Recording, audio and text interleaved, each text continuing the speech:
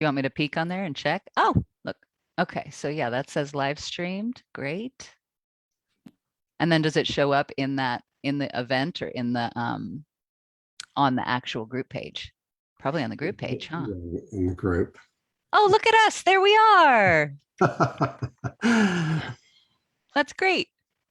So let me see. Let me get back to the Zoom call. This is the part where anyway, got it. Let me see. Now, Lionel, my man. Um, hey man, Lionel's from Hey. Mexico City. Awesome. He, Nice to see you, he's my Leonel. homie. He promises me if I go to Mexico City, I'll have a place to stay. So Oh, that's great. it's up to me to get the flight there. Yep. But then Barbara's been to Mexico City. So here we are live on Facebook. I thought what I'd do, let's see if I can make this happen. Okay, let me see. We're going to do it. So I'm here with Brittany App, maker of the film Where There Once Was Water. And we're going to find, here's the trailer to the film. Brittany, how you doing today? I'm great. I'm great. Thanks for having me. This is fun. It's a thrill to have you here. And I'm going to share my screen. Let me see. I'm going to share my screen and do the trailer to Where There Once Was Water.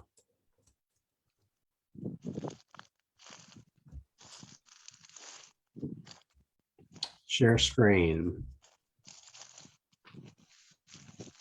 Okay, share screen. And there then, it is.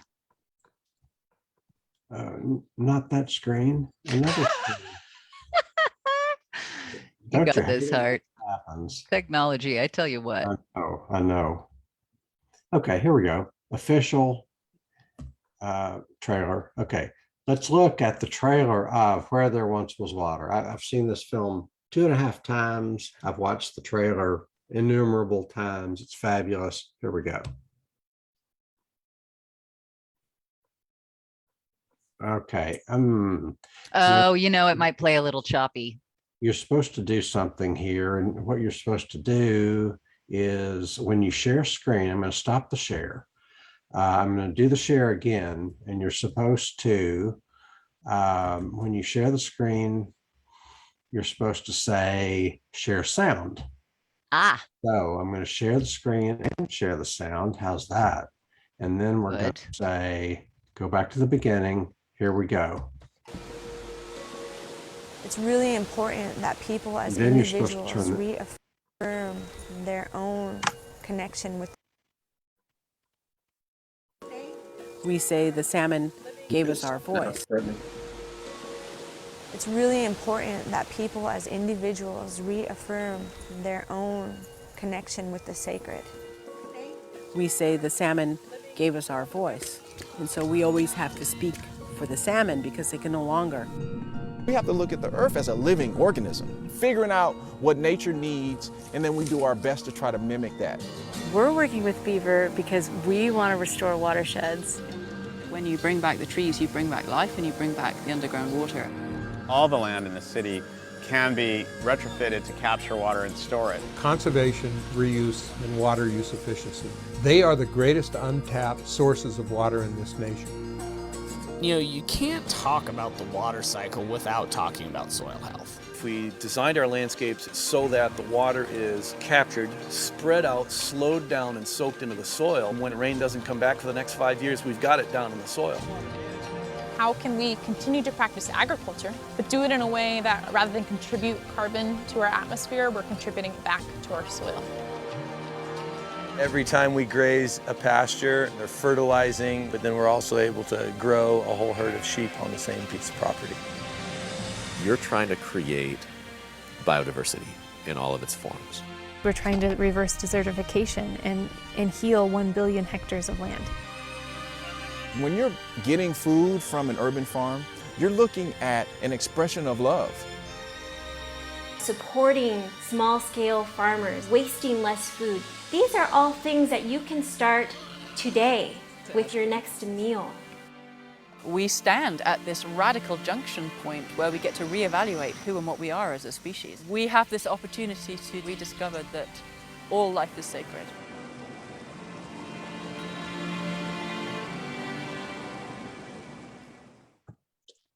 Fabulous. So, Brittany, tell us what this film is about. I started this as a passion project 7 or 8 years ago. Hold on just a second. We would like to welcome you to this evening's webinar. There we go. Okay. There we go. Yeah, I started the film as a passion project about, 7, 8, 9 years ago, something like that. And I really, it was 2014. The drought was really bad here in California, and it didn't seem to me that very many of us were really, paying attention to that. And I've always lived in California, and I thought, well, I could travel around the state and try to photograph the bodies of water that are drying up, and maybe that'll kind of, shake some people awake. And pretty soon thereafter, I realized it was going to be really hard to photograph disappearing groundwater, and that perhaps we needed to talk about it. And so that's actually how this project kind of morphed into, well, maybe this needs to be a film. And I've never made a film, so maybe I should learn about that. And it became this, this quest to talk to people all over the state and look for solutions when it comes to our relationship with water. Water is life. None of us can live without it. And that sounds cliche, but it is a deep truth that really life does not exist without water. And what is the importance of a personal relationship with that sustains our lives. And so it was fun to, question some of my own assumptions, reach out to people who I otherwise would have never gotten to speak with, and to just learn about all of these solutions to the water crises we face, solutions that are already on the ground, boots on the ground, already happening, and how, then have the conversation about how can we scale it up. So I like to say that the film is a song for the sacred in all of us.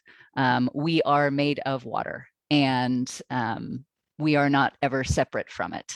And so there's a sacredness in that, and a sacredness in water itself. And so, yeah, that's kind of the, I guess the Cliff Notes summary to what this film really is about, the spirit of the film, and instead of being a doom and gloom, oh gosh, everything is so terrible, look at the environment falling apart. It's like, well, okay, that is, yes, that also, but how can we move forward in a proactive, productive, and reverent way, almost. Sure. I want to doom and gloom, no solutions allowed. Great. So tell me all the problems. Right, yes. Right. So tell us about your story and how water became important in your life. Yeah, I am a photographer. I've been working as a professional photographer for about 20 years now. And one of the best jobs ever for me was when I was hired to be the shipboard photographer for Semester at Sea. And Semester at Sea is a study abroad program that's on a ship that's like a smallish cruise ship that has been converted into a floating campus. And so they load it up with undergrads and circumnavigate the globe every semester and hire on faculty and staff and crew to support this effort. And so I was the staff photographer for the fall of 2008 and the spring of 2011 for Semester at Sea. And that was my first experience, my first tactile experience, my first very personal experience with what life looks like when there is not access to safe, clean water, and how that affects a life, and especially how that affects the lives of women and little girls. And it's common across the globe that the responsibility for water, for carrying water, falls on the little girls. And so when we were traveling with Semester at Sea through much of Africa, through India, it just became more and more apparent to me how hard it is to do life when you do not have access to clean water. And I came back from that semester really, really, truly changed, right? I couldn't sit with the awareness, this newfound awareness that I just got to take a shower in more clean water than any of those little girls will ever see in their whole life. And what can I do about that? How can I be a, how can I be a better part of that story? How can I use the privilege that I have with where I was born and where I live to help those who don't even have clean running water? So that's where it started for me. And I feel like in a way I'm kind of an accidental activist in a way. And I thought, I could start from home. I could raise some money. I could find a charity that's working in water access and sanitation worldwide. And so I decided to run a half marathon, and I chose WaterAid as the charity that I would raise funds for. And I was hoping to raise $1,000, right? It had been a long time since I'd run, and a half marathon's a decent length. And I thought, maybe I could raise $1,000. And people were all about it. And I raised $2,500. And then afterwards I thought, oh my God, all I did was run 13 miles. Like there were 800 other people running 13 miles with me. Like, that's not that crazy. If I can raise that amount of money doing that, then if I chose something that was actually kind of crazy, I could probably raise a lot of money and donate that to, And so the next thing was, well, what's that crazy thing? And I was on the phone with my best friend one night and said, I don't know, what if I rode a bicycle across the United States or something? And she goes, oh God. And it was like, as soon as it came out of my mouth, we both knew it was a thing that was going to happen. And so then it was a thing that happened. And and a dear friend of mine joined, and we pedaled from San Diego to St. Augustine, Florida. It took 3 months. We raised $15,000 for WaterAid. And again, that money went to a group that was already working in, providing water access and sanitation to women and girls in Africa and Asia that were living without those real basic necessities. And so that was kind of the first, deep dive for me into water as life, water as the first step towards, having any sort of ability to do anything other than just spend your days hauling water. Like, the little girls don't get to go to school if they're hauling water. So that's where it all started for me. And then, in 2014, to see the water issues expressing themselves as they were and are and will continue to in California, I thought, okay, well, what's the story here? And how can what's the next chapter of this kind of accidental activism? That was my next question. It's like, this film is all about California. I was looking for something that wasn't about California, like when Mark Shepard appears, hey, that's Wisconsin. No, it's California. So the film is all about California. How did you choose to focus on California? And talk about the people that you met, and you're from California, but you probably learned a lot of stuff about your home state. Yeah. When in doing the film. A friend told me that the only topic I could have chosen that would be more expansive would have been to try and make a film about God. And I do see some truth in that. And this is my first film. This is my first feature-length film. And the subject of water is massive, right? It's expansive. It's everything. It's everywhere. It is life, right? So how do you can't make a film that's 20 hours long. Nobody's going to watch it. So where do I reel it in? What story do I focus on?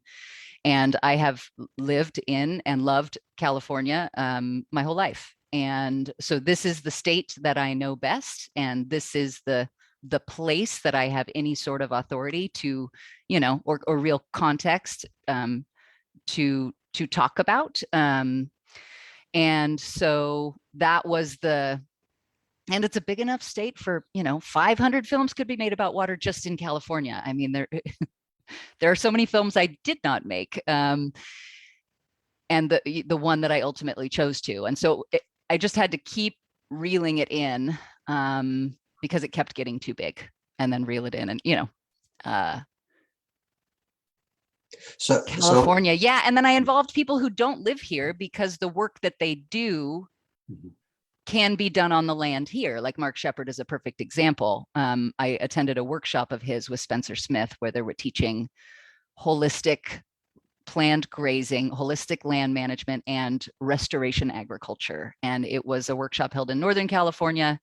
And we learned a lot of the techniques that Mark Shepard uses at his farm, which is very much not in California, but the techniques that he teaches all over. And every watershed is different, and so what will work in one place won't work in another, but a lot of the techniques will apply regardless of where you are. So did I Oh, sure. question? Yeah. So one thing I noticed when I watched the film, I noticed it's like the first half seems to be about problems or what's not right. The second half seems to be about the solutions. And I noticed on the trailer, it seems to be mostly the solution. Talk about some of the happy solutions that are available to us if we, so. Yeah, absolutely. And that's why wanted to make the film. The eternal optimist over here. Yes, the world is burning, and but hey, there's still hope. It's easy to go with the assumption, right? And it's a common conversation that agriculture is bad, and I'm doing air quotes for those who can't see, right? And that's easy and convenient and incorrect and not nearly nuanced enough. And Spencer says in the film, I interviewed Spencer Smith from the Jefferson Center for Holistic Management, which is the California hub farm for the Savory Institute. And he said it very succinctly that the cows are not the problem. It's the way that we choose to manage the cows that is the problem. So we can do a lot of good for our watersheds if we are intentional with the way that we are grazing animals on that land. And then those grazing animals can help to restore life in the soil, restore water cycles, and feed us meat that is healthier for us because they're living a more natural life. So for one thing, if you like meat, if you're not ethically opposed to eating meat, you don't have to give it up. But there are ways of growing livestock that create nutritional meat and also put carbon in the soil, restore water cycles, etc. So you discovered this. Yeah, well, and I mean, I wasn't the first one to discover it, right? But it was an important rabbit hole for me to travel down in the making of this film because it's important to admit the biases that we come in with, right? I did start this film with like, animal agriculture, that's probably really water intensive. That's probably something we should scale back. That's probably kind of all bad, right? And I was a vegetarian for a time before making this film, and I was a vegan for a time. And much of that was because I figured that that's using less water, easy answer, right? But it's not that easy.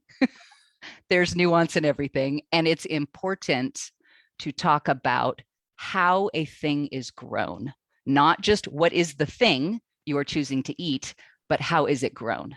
So soy, beef, bell peppers, grains, how is it being grown is more important to me than what is the actual food product. Sheep, yeah. Because grazing animals can have a huge and beneficial impact on the land if we choose to manage them in a way that keeps all of those pieces in mind, right? Keeps the soil health and the water health and the health of the animals, all of that in mind. And there's much more conversation about that now, which really warms my heart because we all eat and we all eat 3 times a day. And it's important to know how to do that, as best as we can. And none of us are perfect, but as best as we can. And I kind of actually wrap the film with that. I bring it back to this woman, Florencia Ramirez, who wrote a book called Eat Less Water, which I highly recommend. And she goes into exactly this, like how are things grown and why it's important if you can to find a local biodynamic farm, a local regenerative farm, a local rancher who's doing holistic land management and buy your animal products from them. Because there is a big difference between beef being grown in a concentrated animal feeding operation and beef who are grazing on the land to restore the soil and water. So that's one hopeful solution. And the woman that introduced us, Judy Schwartz, has written books about it. So there's a lot of literature out there about that. Another one of my favorite pieces of the film is the Beaver.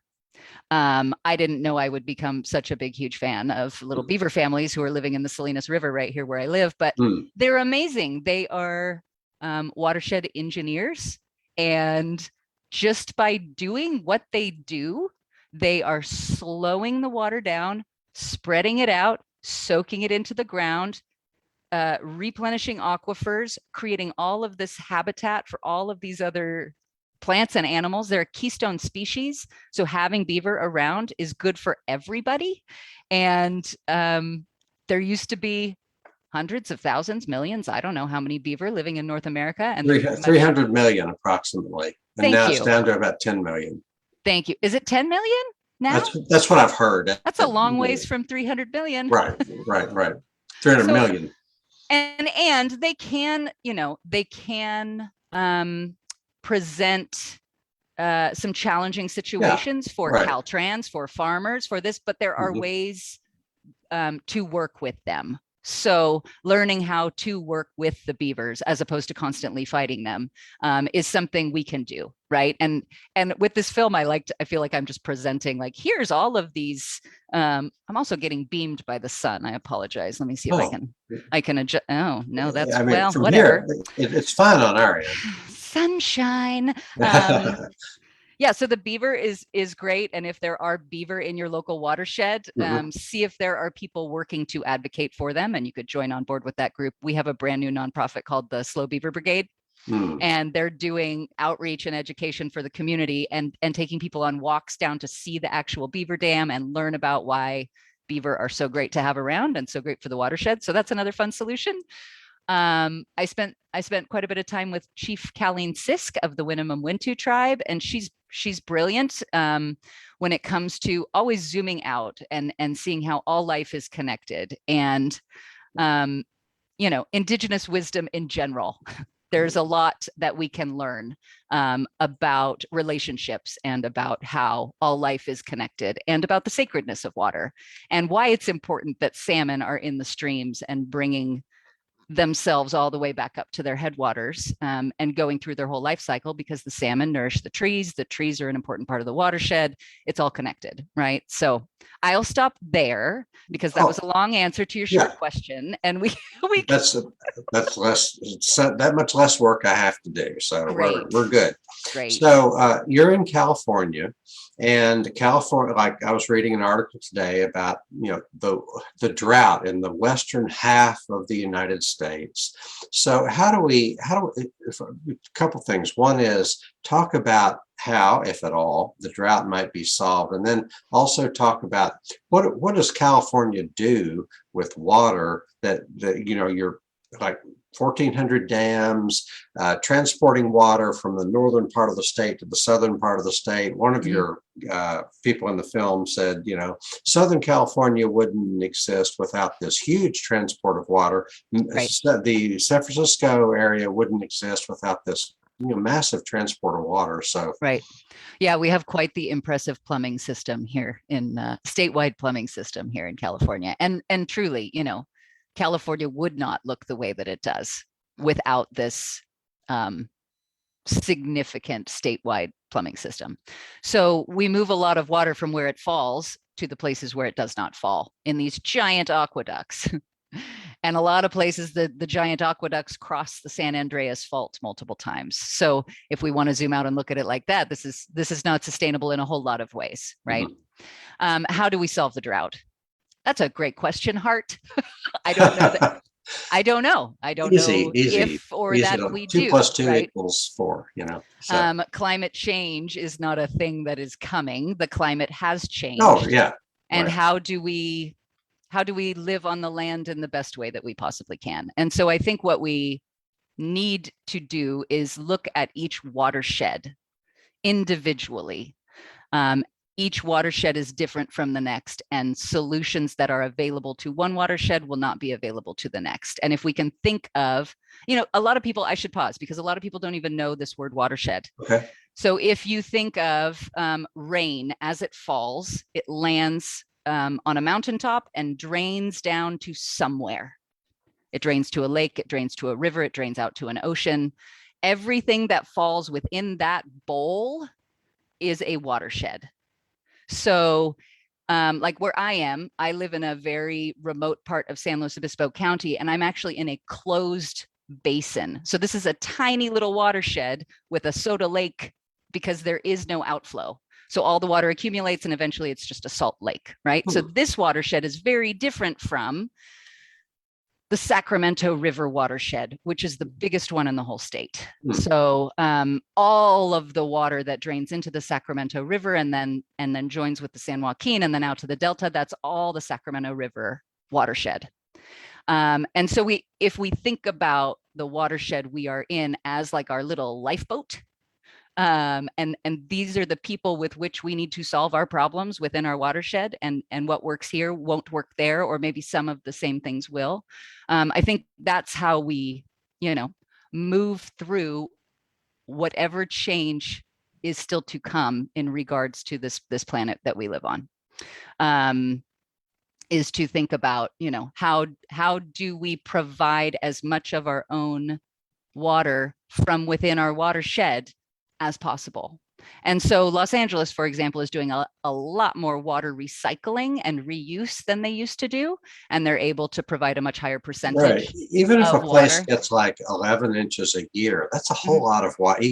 11 inches a year, relatively dry, but yet that 11 inches can be used for a lot of things if you capture it rather than sending, just trying to treat it as a waste and a nuisance and that kind of thing. Yep. Where the water falls, do what we can to slow it down, spread it out, and sink it in. And that involves, bringing the soil back to life, which you can bring in animals for that. You can do cover crops. You can, and again, like what a person can do in a city like Sacramento. I feature this urban farming family in my film, and they're doing amazing work downtown Sacramento to heal the soil, to grow vegetables, to feed their community. And to have this relationship with the water and the soil and the food that sustains them. And a lot of people live in cities, right? So what we're able to do in a city is different than what we're able to do if we're grazing cattle on thousands of acres. And so it's a conversation to be had individually. Like, what is your personal relationship with water? Where does your water come from? You turn on a faucet, but where did that come from? Who's responsible for getting it to you? Just to think about, that's the first step kind of in having a relationship with water, but then to have a relationship with your watershed, and to become an active participant in those relationships is a big part of just, moving forward in a healthier, more present way with that which gives us life. So talk about dams. California, in my understanding, has like 1,400 dams, and so talk about that. What are some of the issues that come up with that? The expert I leaned on for this wrote a book called Deadbeat Dams, and it's an interesting read, and you will learn a lot more than in the few sentences I'll say about it. But there are still proposals for like, hey, let's build another dam. Hey, we need more water storage. And one of my favorite quotes from the film is a geologist, a young lady who says, just because you pour a giant, wall of concrete does not mean it's going to make it rain. Like, if there is no water to store anyway, building more storage to store the water that doesn't exist is not going to do us any good. We have built plenty of dams. I think 1,400 is approximately the right number. I don't know if it's exact, but that is a number that was quoted in the film. And yes, we need the water transportation system that we have to have the cities that we do. So let's not, wipe it all off the map. I'm going to cut in here. So one issue with that is that the taxpayer pays to have the dams built. Yes. And yet 70 to 80% of water goes to agriculture, which is usually, most of it is not small farms. No, it's not. The taxpayers paying to have water transported, dams, water transport, 70 to 80% for agriculture. So is the taxpayer supporting this unsustainable type of farming? Yes, and I mean, not far from me, just on the other side of the Temblor Mountains here is miles and miles and miles and miles and miles of almond trees, all owned by the same person. I've heard it said that water, like almonds, mean California is exporting water because Yes. it takes so much water to grow the almonds, Yes. and then you sell the almonds all around the world. Yes. And just today, I was talking with somebody from California and said, those of us who are growing almonds sustainably, the price is less than we need to make. It's less than our costs. So people that are, anyway. So it's so hard, and what I'm learning as one of the my dogs are playing on the porch. That's great. One of the things I have learned as I start to try to learn by doing, as I worked on this film, I was really inspired by the graziers, the people who are out working with grazing animals on the landscape. So I now, because I have a couple acres, I've got a couple sheep, and I've got a couple big dogs who keep everybody from being eaten by the coyotes. And I have ducks, and I have an alpaca, and it's just so fun. And I'm learning more about, taking very personal responsibility for the food that I eat. And to have that potent of a relationship with the food that you eat is life-changing, right? Like, I raised this animal, I fed this animal, I loved this animal, and then I harvested this animal, and now I'm eating this animal. And that has been very intentional and life-changing for me. And also, like you said, what we, the value that we place in food, and the value, the dollars, like where we spend our money, is a reflection of our values.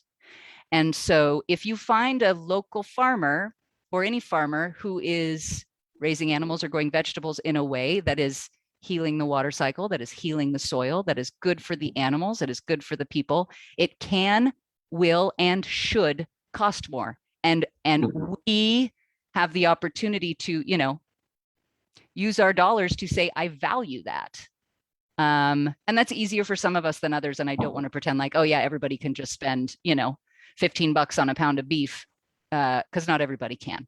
But and it goes back to relationship with the farmer, relationship with your food, relationship with the water, and to see the sacredness in all life, and that everything really is connected, right? And one little small positive thing that we can do, whether it's for the water, the soil, a local farmer, has a ripple effect. And catching rainwater, or just like you said with the dams and the plumbing systems, like, yeah, there's a few people who benefit greatly from all of the water that cruises around in the aqueducts in California, and us taxpayers get to pay for it. And that is not right. And there's a whole film about that, and I didn't make it. Right. But if you want to watch it, I do recommend, the film is called Water and Power. Mm-hmm. And it is specifically that conversation. And I do recommend folks check that out. And then you probably know the book by Mark Arax, The Dreamt Land. Have you read that? I can't say I have. Oh, okay. So highly, highly recommended. It's like the modern days Cadillac Desert. So for anyone who's interested specifically in big picture water conversation in California, Mark Arax has a new book called The Dreamt Land, and I highly, highly recommend it.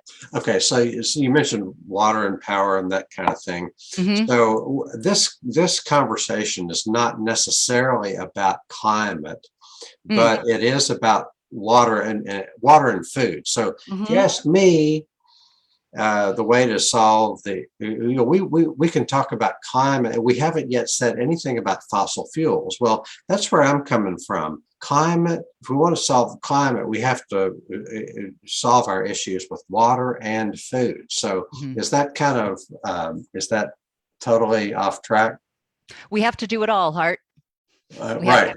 We have to do it all. And now. And it's overwhelming. We have to do it all, and we have to do it now. And so not every single person can do it all, right? That's how we get to a point where we're just immobilized and feel no path forward. So what's the one thing you can do in your life where you are? And if you're passionate about the fossil fuels conversation, keep it in the ground, switch to solar, whatever, grab onto that and do it. If you're passionate about capturing rainwater. See, I think that is a distraction from what we really need to do. I mean, yes, fossil fuels are bad. Carbon dioxide is bad for its own, partly, I mean, fossil fuels are bad because of power and because of environmental pollution, and carbon dioxide is bad because they're acidifying the oceans. But the quickest way to actually solve the climate issues, in my view, are water and food. Anyway, that's just where I'm coming from. There is huge potential for restoring soil and therefore the water holding capacity of the soil through regenerative agriculture practices. There is huge potential. I don't want to say that, that's the one thing that will save us. Because again, we need everybody doing everything. But I am amazed when you imagine all of the grasslands, all of the grazing lands being turned, being now managed in a way that puts soil health and water cycle at the forefront of our decisions as we make them on the land. That's huge. There's huge potential there because there is so much grazable land in this country, especially in California. Much of which is dry and needs to be restored as a grassland. It's never going to have, like, I'm in Kentucky, we have like 40 to 50 inches of rain per year. Right. And completely different than most of the West is never going to be like that. Right. But it could be, if you get 10 to 20 inches of rain per year, that's a lot of rain if you capture it when it falls. Barbara's asking, why do almonds take so much water? Why does anything? California? So why do we get? California, you can grow 3 crops a year. You can grow crops all year round in California. But what's missing is water. I think your film says that. What's missing is water. Yeah. I don't know the answer to why do almond trees take so much water. Every crop has a different water footprint, and that book by Florencia Ramirez that I mentioned earlier, Eat Less Water, she goes into the water footprint of certain foods that we eat. So like one apple on average takes 18 gallons of water to produce that one apple. So another way to save water is stop wasting food. Right. Okay. So to me, it's okay if something takes a lot of water. That's okay if it's rainwater. Yes. But if it's municipal water, then that's a whole other thing. Yeah, and it may still be okay.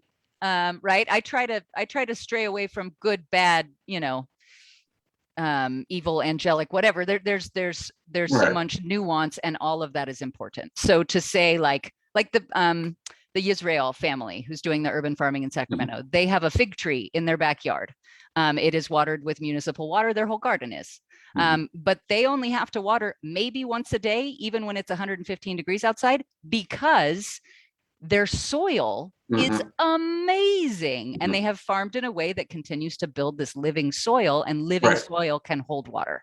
So I noticed he was using a broad fork. That kind of like, so the broad fork has these 4 tines that get, and it's a way of kind of working the soil so that you're not tearing up the soil, but you're loosening it so that when it does rain, a lot more soaks in. So what are some of the other happy solutions that, happy solutions? We're all about happiness. This is the Disney of water issues. Gosh, well, trees, planting trees, the importance of having, living forests, planting trees wherever we can. They're like living water towers, and they're able to bring the water down deep into the earth. And other farming solutions like permaculture or biodynamics, or I featured a winery in the film called Tobless Creek. They are the first winery ever to have the brand new regenerative organic certification.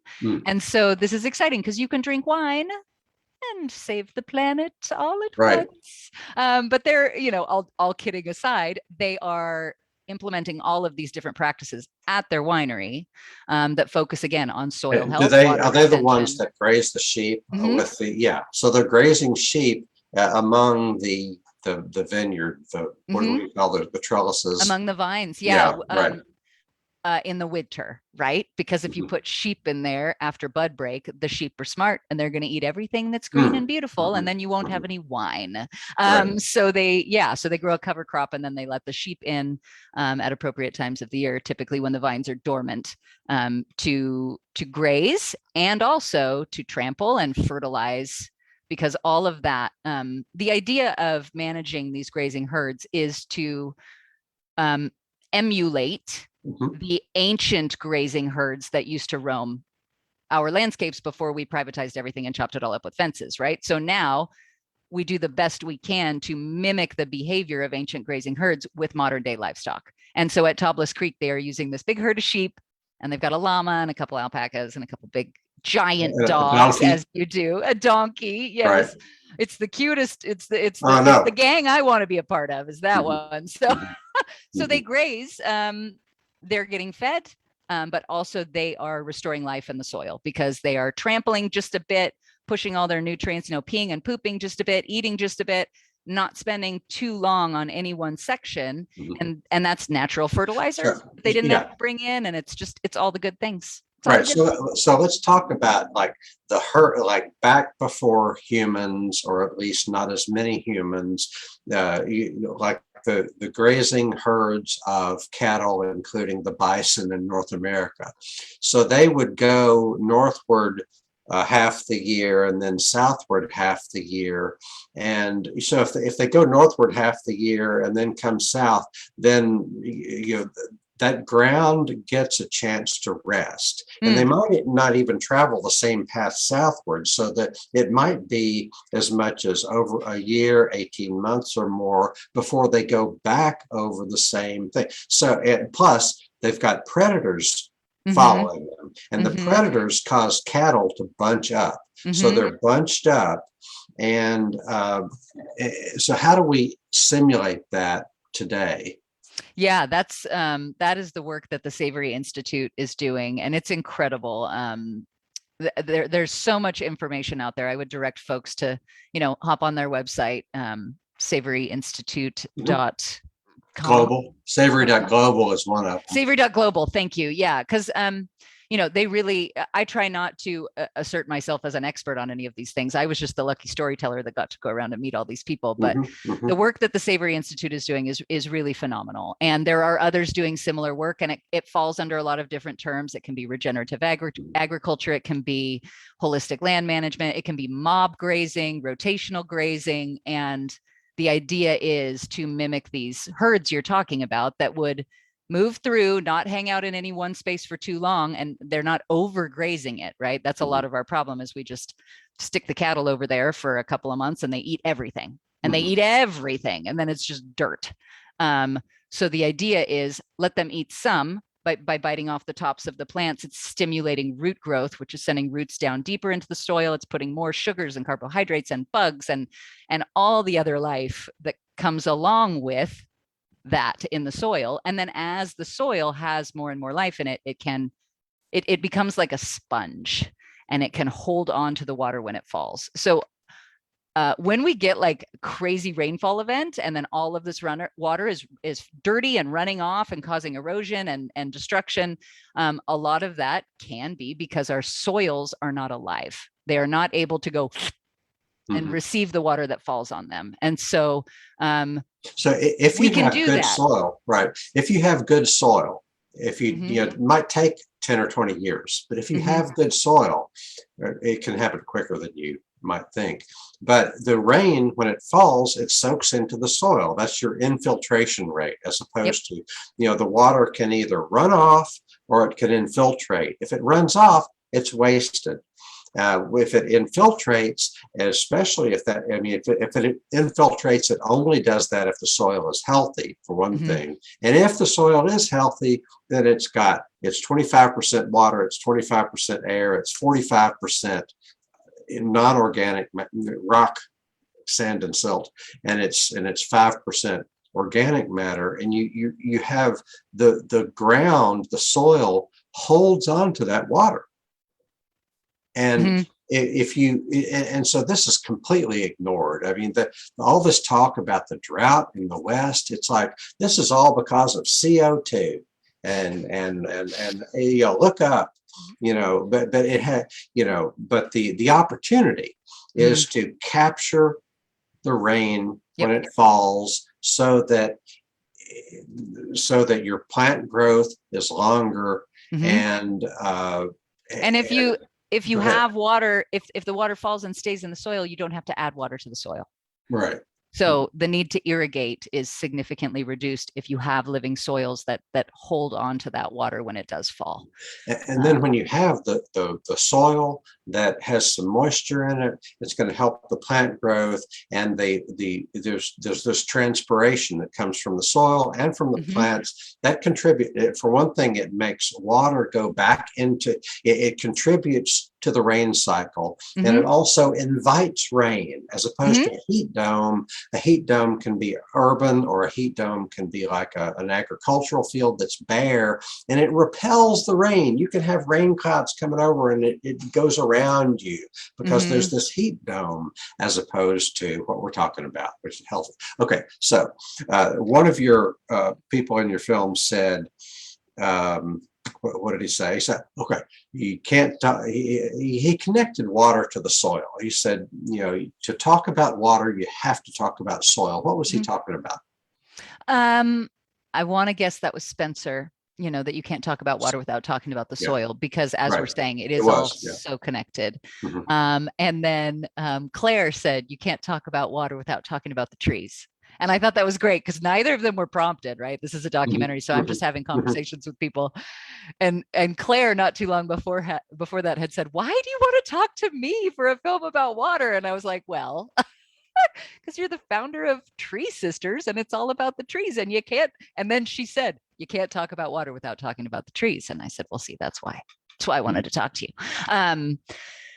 So yeah, there's an urban group that's doing tree forward work is Tree People in Los Angeles. And then Claire's group is called Tree Sisters, and their goal is to plant trees all over the world. That's a great group to get involved in. If that's your, you know, I'm like, what is your heartbeat? Is it the beaver? Is it the trees? Is it the salmon? Is it agriculture? Is it food choice? Is it zero waste? What is, grab onto that and do what you can with that, and don't beat yourself up for not doing everything, because none of us can do everything, but everything needs to be done. So grab the one thing you can do, and then together, you know, together we're making progress. Let's see if any of our guests have questions. If you have a question, feel free to unmute yourself. Barbara says 10 to 20 years to get good soil. Yikes! I was going on. You know, Gabe Brown has spent about that long building really, really good soil. And maybe your work is never done, but but it probably, I'm not sure how long it takes, really. That number probably varies quite a bit. It does take some time. Leonelle says, thank you for this presentation. This has spirit, science, heart, soul, and guts. I sent you a big Mexican hug and blessings. Oh, thank you, Leonelle. That's great. Well, what would you like to see? What's your, like, if you could wave a magic wand, what's the impact that you would like for this film to have? Oh, if I could wave a magic wand. And let's not forget to tell people, okay, starting from like CEFF.net, Colorado Environmental Film Festival. You can watch because I keep saying this film, it's Where There Once Was Water. Yes. And you can see that Colorado Environmental Film Festival has some good prices on whether you want to see everything all the time or whether you just want to see 5 films. So yeah, and that is, so my film right now, as you said, is called Where There Once Was Water, and it is currently on the film festival circuit. And my premiere was almost exactly a year ago. So I'm just about wrapping up my film festival tour, as they call it. So this is a really good chance to catch the film, because I don't know what the next chance will be. And so please do join in the Colorado Environmental Film Festival. It starts tomorrow, I believe. It's all virtual, and it's live online anywhere in the world until the 6th of March. The website is CEFF.net.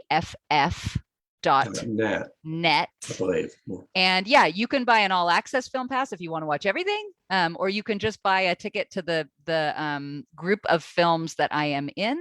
And I believe it's the water scarcity segment. So if you look for that, you'll find my film, and you can purchase a ticket there. And the prices are really reasonable. And please do support independent film festivals, because wow, after making a film, it's amazing that independent films get made. And it's important to, support the way that they kind of meet the world, which is through these film festivals. So please do go watch the whole film.